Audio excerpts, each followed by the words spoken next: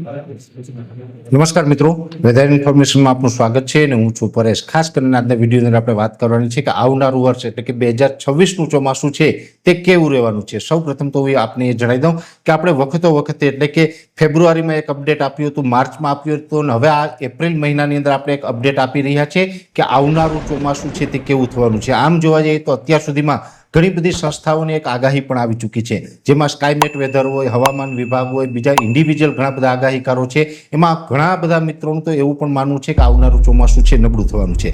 પણ હવે આપણું જે અનુમાન છે એ આપણે રજૂ કરવાનું છે। જે વ્યક્તિગત હું જે અલગ અલગ માધ્યમોથી જે પ્રિડિક્શન કરતો હોય છે એ પ્રિડિક્શન મુજબ જોવા જઈએ તો ચોમાસું છે તે નબળું નથી, એટલે કે કંઈ દુષ્કાળ પડવાનો નથી, એટલે એમાં કોઈ ચિંતા કરવાની જરૂર નથી, અથવા તો બહુ ઓછા વરસાદ પડે એવી પણ ઘટના બનવાની નથી। વર્ષ છે એ સાધારણ રહેવાનું છે। સાધારણ આમ જોવા જઈએ તો સામાન્ય ચોમાસું જેને આપણે કહેતા હોય છે, સામાન્ય ચોમાસું કેને કહેવાય તો કે જે ચોમાસા દરમિયાન વર્ષ આખાની અંદર 96% થી લઈને 106% સુધીના વરસાદ પડે એને આપણે સામાન્ય ચોમાસું કહેતા હોય છે।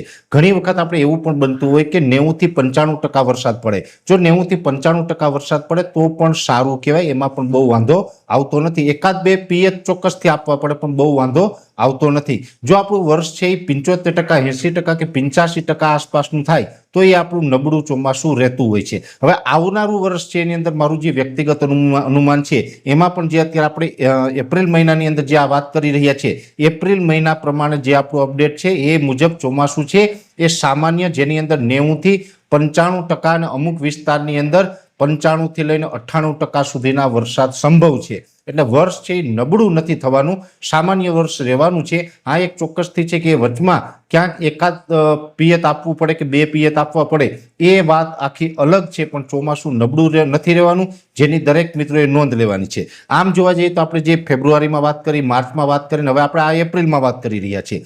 હજુ પણ એપ્રિલ મહિનાનું જે છેલ્લું અઠવાડિયું હશે એની અંદર સંપૂર્ણ આપણો વાર્ષિક કાર્યક્રમ આવશે। એની અંદર પણ આપણે જણાવશું કે હવે ચોમાસું કેવું રહેશે। ઘણી વખત એવું બનતું હોય કે અમે માર્ચ મહિનામાં જે સેટેલાઇટના માધ્યમથી અને અલગ અલગ પેરામીટરોના આધારે જે પ્રિડિક્શન કર્યું હોય એ માર્ચ મહિનામાં અમને જે લાગતું હોય એના કરતાં કદાચ ચિત્ર એપ્રિલ મહિનામાં બદલાઈ પણ જતું હોય છે। પણ ફેબ્રુઆરી, માર્ચ અને એપ્રિલ એમ 3 મહિના સુધી અમારું જે માનવું છે ત્યાં સુધી ક્યાંય ચિત્ર બદલાયું નથી। વર્ષ કે છે કંઈ બહુ નબળું નથી થવાનું, એટલે એની કોઈ ચિંતા કરવાની જરૂર નથી। ખાસ કરીને ચોમાસું છે એ એના સમયસર, જે 15 જૂન આસપાસ ચોમાસાની શરૂઆત થતી હોય એમ સમયસર જ ચોમાસાની શરૂઆત થાય તેવી શક્યતાઓ છે। અને આમ પણ જોવા જઈએ તો છેલ્લા 5 વર્ષથી વરસાદની જે તીવ્રતા છે એ વધી ગઈ છે, અને જે છેલ્લા 5 વર્ષથી આપણે જોતા આવ્યા છે કે ચોમાસું છે એ 120%, 135%, 150% એની આસપાસ ચોમાસું થાય, એટલે જરૂર કરતાં વધારે થઈ જાય। અતિવૃષ્ટિ પણ ઘણી વખત થઈ જાય છે। એટલે જો ચોમાસું છે એ નોર્મલ કરતાં વધારે પડે તો પણ ખેતીની અંદર નુકસાન થતું હોય છે। એટલે અત્યારે જે આપણે અનુમાન લગાવી રહ્યા છીએ અને વર્ષ 2026નું ચોમાસું જે પ્રકારે મારી દ્રષ્ટિએ રહેવાનું છે એ પ્રકારે જોવા જઈએ તો ખેડૂતના હિતમાં છે।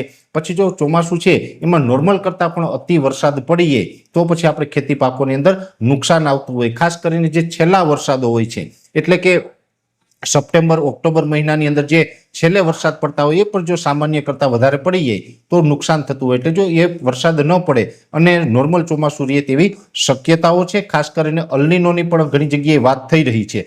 અલ્નીનો છે એ પણ આવનારા વર્ષ દરમિયાન એટલે કે ચોમાસા દરમિયાન સક્રિય થાય તેવી શક્યતાઓ હાલ દેખાઈ રહી છે। પણ અલ્નીનો સક્રિય થશે ને એની અસર ભારતના ચોમાસા ઉપર અને એમાં પણ ખાસ કરીને ગુજરાતના ચોમાસા ઉપર અલ્નીનોની અસર પડે ત્યાં સુધીમાં તો ચોમાસું પૂર્ણ થઈ જાય તેવી શક્યતાઓ છે। એટલે અલ્નીનોને કારણે ચોમાસા ઉપર બહુ માઠી અસર નથી પડવાની, જેની દરેક મિત્રોએ નોંધ લેવાની છે। એટલે એપ્રિલ મહિનાનું જે આપણું અપડેટ હતું એ મેં આપને જણાવવાનો પ્રયત્ન કર્યો છે। વિશેષ આખા વર્ષનો જે કાર્યક્રમ છે આ એપ્રિલ મહિનાના છેલ્લા અઠવાડિયામાં આપણે રજૂ કરશું, ત્યારે વિસ્તારથી દરેક મંથ વાઇઝ જૂન, જુલાઈ, ઓગસ્ટ, સપ્ટેમ્બર, ઓક્ટોબર કયા મહિનામાં કેટલા વરસાદ પડવાના છે એ તમામ માહિતી છે એપ્રિલના એન્ડમાં આપણે રજૂ કરશું। અત્યારે આ વિડીયોની અંદર એટલું જ। અંતમાં દરેક મિત્રોને વિનંતી રહેશે આ વિડીયોને લાઈક આપીને દરેક ગ્રુપમાં શેર કરી દેવો। જો તમે અમને યુટ્યુબ ઉપર જોઈ રહ્યા હોય તો ચેનલને સબસ્ક્રાઇબ કરજો અને ફેસબુક ઉપર જોઈ રહ્યા હોય તો પેજને ફોલો કરજો। નમસ્કાર।